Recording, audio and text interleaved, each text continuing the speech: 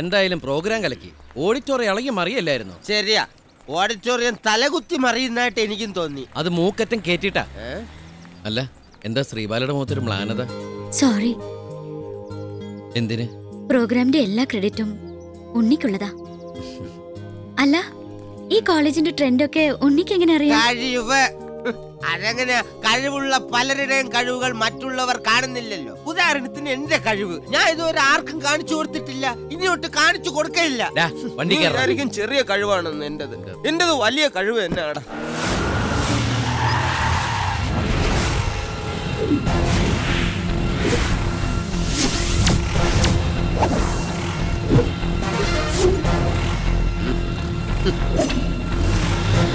ഇത് എത്ര പേരുടെ കണ്ണുപിടിക്കുന്നു.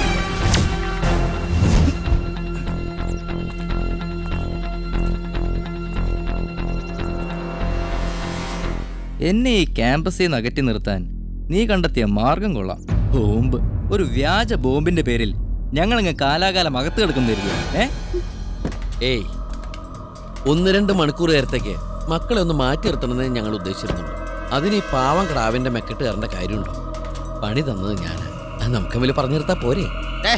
2 ഗ്ലാസ് എടുത്ത് നമുക്ക് ഓരോന്ന് വിട്ടിട്ട് പ്രശ്നം കോംപ്ലിമെന്റ്സ് ആക്കാം. വണ്ടിയിൽ അച്ചാറുണ്ടോ? അച്ഛനോ?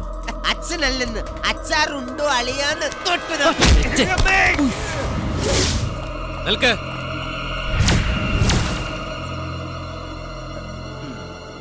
ഈ കുട്ടിയല്ലേ നിങ്ങൾക്ക് ആവശ്യം?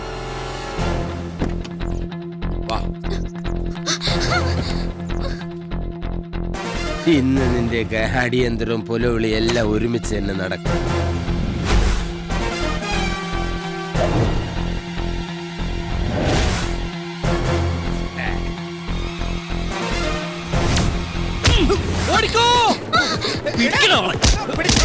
പിടിക്കാൻ പറഞ്ഞിട്ടല്ലേടാ പിടിച്ചത്.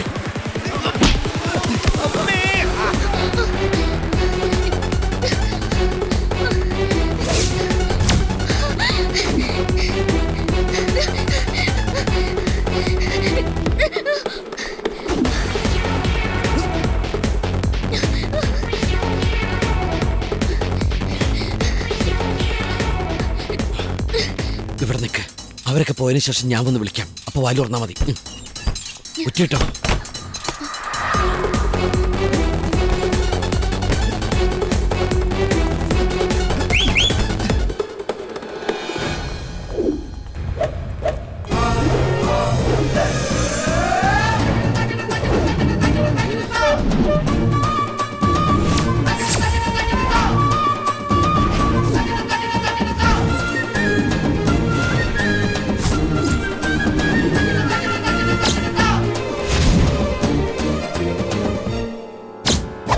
എന്താ അനിയതൊക്കെ?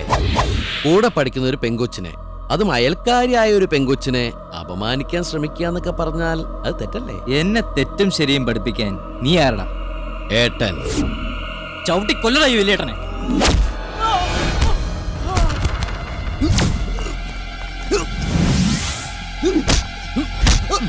അനിയൻ അവിടെ പോയിരിക്കുന്നേ.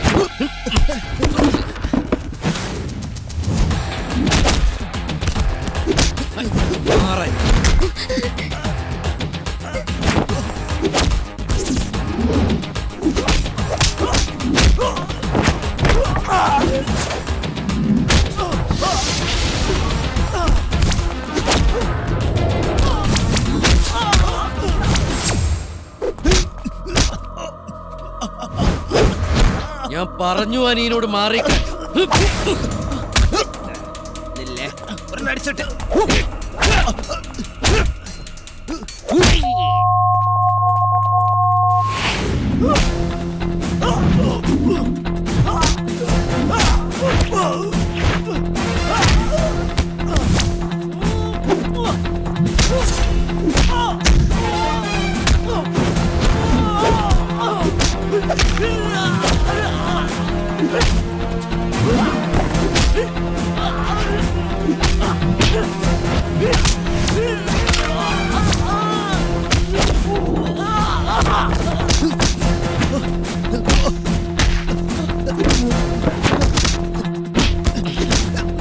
എവിടാ നിന്റെ ഫോൺ? എന്താണ് നിന്റെ അച്ഛന്റെ നമ്പർ? 98460. Hello, hello. ആനന്ദിന്റെ അച്ഛനല്ലേ? ആ അതെ. മകൻ ഒരു വളർത്തുദോഷം കാണിച്ചു. അതിനുള്ള ശിക്ഷ കൊടുത്ത് അവൻ പഠിക്കുന്ന കോളേജിലെ ക്ലാസ് റൂമിൽ കിടത്തിയിട്ടുണ്ട്.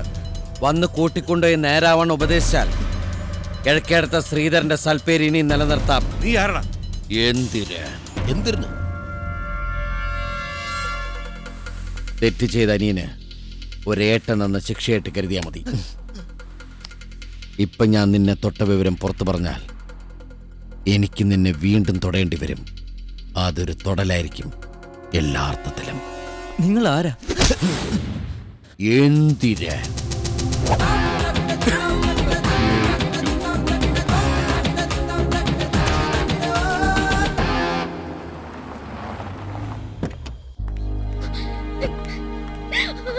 എന്തിനാ മുളകി കരയണേ? പ്രോഗ്രാമിന് എന്തെങ്കിലും? അതല്ല. പ്രോഗ്രാം ഗംഭീരായിരുന്നു. പിന്നെ എന്തിനാണോ ഇവള് കരയുന്നേ? അത് പിന്നെ പറയടാ, എന്താ ഉണ്ടായേ? അപ്പുറത്തെ വീട്ടിലെ ചെക്കൻ ശ്രീബാലയുടെ മെക്കിട്ടുകാരൻ വന്നതിന് നിങ്ങൾ എന്തിനാ ഇവന്റെ മെക്കിട്ടുകാരുന്നത്? അതൊരു നിസ്സാര കാര്യം. എനിക്ക് നിസ്സാര കാര്യമല്ല. കിഴക്കടുത്ത് ആനന്ദും കൂട്ടരും എന്നെ ഉപദ്രവിക്കാൻ ശ്രമിച്ചു. ഈ നിൽക്കുന്ന ഉണ്ണി എന്നെ രക്ഷിച്ചത്. അയ്യോ, ഞാനല്ല രക്ഷിച്ചത്. പിന്നാരാ? കിഴക്കേടത്തെ ശ്രീധരൻ, ആനന്ദിന്റെ അച്ഛൻ. ശ്രീധരനോ? അതേന്ന്. ആനന്ദിനെ കൂട്ടിക്കൊണ്ടുപോകാനോ അങ്ങനെ എന്തിനോ കോളേജിൽ വന്നാണ് അദ്ദേഹം. ആ സമയത്താണ് ആനന്ദ് ഈ കുട്ടി സംഘം ചേർത്ത് ആക്രമിക്കുന്നുണ്ടത്. പിന്നെ അദ്ദേഹത്തിന് ഒട്ടും സഹിച്ചില്ല. അതപ്പോ ആനന്ദിനെ പിടിച്ചു നിർത്തിക്കൊണ്ട് ഈ കരത്ത് മാറി മാറി അടിച്ചു. എന്നിട്ടും ഇങ്ങോട്ട് മാറി നിൽക്കാൻ പറഞ്ഞു. ആ ജാനുബാഹുവായ മനുഷ്യന്റെ മുന്നിൽ ആനന്ദിന് സുഹൃത്തുക്കൾക്കും പിന്നെ പിടിച്ചു നിൽക്കാൻ കഴിഞ്ഞില്ല. അവർ ഓടിക്കളഞ്ഞു. എന്നിട്ട് ആനന്ദിനോട് ഒരു ചോദ്യം. എന്റെ നിന്റെ കൺമുമ്പിൽ കടന്നു വളർന്ന ആ പെഗുച്ചിനെ ദ്രോഹിക്കാതിരിക്കാൻ എങ്ങനെ ധൈര്യം വന്നടാന്ന്, മനസ്സ് വന്നടാന്ന്. ഓ, കേട്ടപ്പോ എന്റെ ഒരു രോമം അങ്ങോട്ട് എഴുതിട്ട് കോരിത്തരിച്ചു പോയി.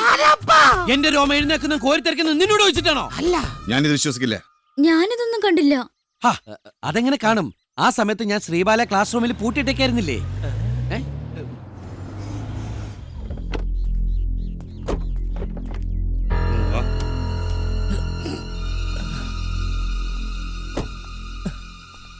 അത് കണ്ടോ? എന്ത്? മകനെ വലിച്ചഴച്ചു കൊണ്ടുപോകുന്നത്. ഈ നാട്ടിൽ ഇങ്ങനെയാണോ വലിച്ചഴക്കുന്നത്? ആ നോട്ടം കണ്ടോ? അതിൽ കുറ്റബോധമില്ലേ? എന്തിന്? അവൻ ചെയ്ത തെറ്റിന് നിങ്ങൾ പുത്തെഴുത്തുകാർ കടപ്പെട്ടിരിക്കുന്നത് കിഴക്കേടത്ത് ശ്രീധരനോടാ.